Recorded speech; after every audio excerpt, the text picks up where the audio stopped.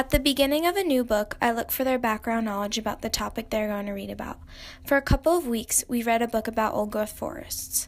So before we even began to read this nonfiction book, I want to know what my students already know about old-growth forests. In doing so, I will be asking them to answer questions such as what they already know about trees and forests. Knowing their background knowledge about the topic helps me know how I can continue to work with the information throughout the book. I also think it is important for students to preview a book before they begin to read it. Looking through the table of contents and pictures that may include captions throughout the pages of the book can help them in supporting their ideas about what this book is even about before they even begin reading the book.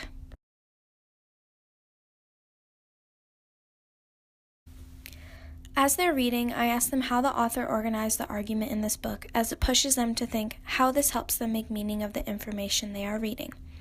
After we read a chapter or two, I check for their comprehension by having them pull out the main points the author discussed. Also, at the start of each day, I continue to ask them what they have learned so far from this book or what this book is about to continue building upon their comprehension. As we read the book together, I have my students read out loud a section of the book to check for their phonics and fluency.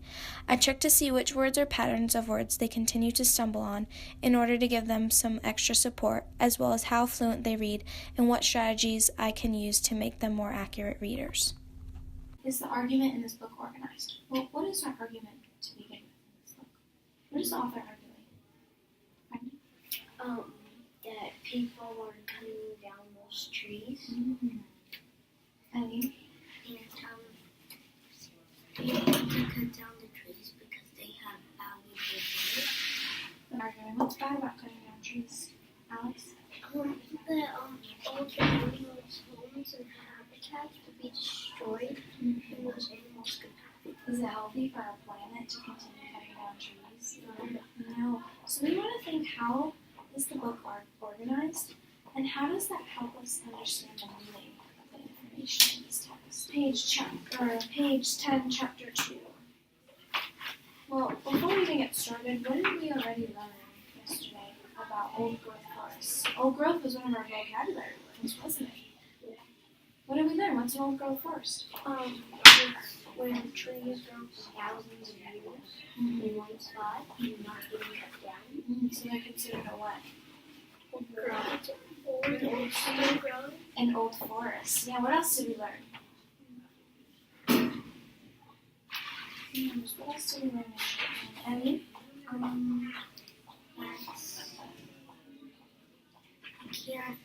If the trees are cut down, you can't grow them again. It will take a long time for them to grow back to their normal size. No, good. Alright, so let's start reading from chapter 2. Emmy, where'd you start? Giants of the land. The ancient trees that can only be found in old-growth forests are the biggest and oldest living things on the earth. They are often more than 500 years old and more than 300 feet tall. They can have trunks that are more than 10 feet wide. Some trees in old-growth forests are so big that they have been given names. The General Sherman tree is a giant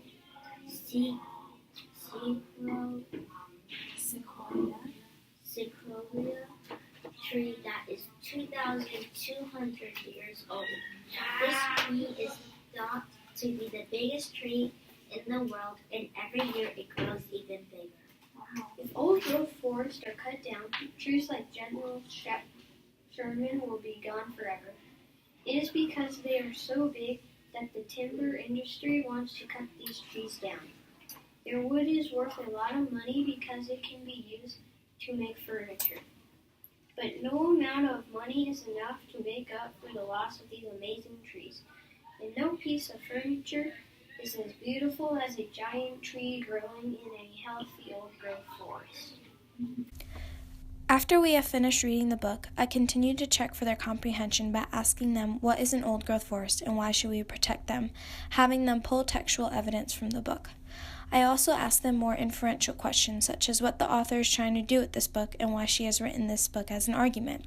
This lets me know they are thinking more beyond than what the book says. So tell me, what's an old-growth forest? And why should we protect them? Old growth forest or tree is a forest that's been growing for years and years, and we should protect it because animals live there, and it's also really cool to see really big trees like that. Can ordinary people help to protect old growth forests? How? Yeah, how? Sarah? I stand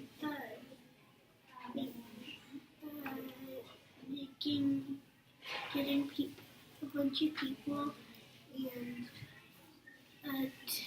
trying to stop the timber industry. Okay, last question. What is the author trying to do with this book? Trying to advertise people to not cut down trees, Okay. to write letters to help trees. At the end, I have them work through an activity as a post-assessment as their opportunity to show me what they have learned from this book about old-growth forests.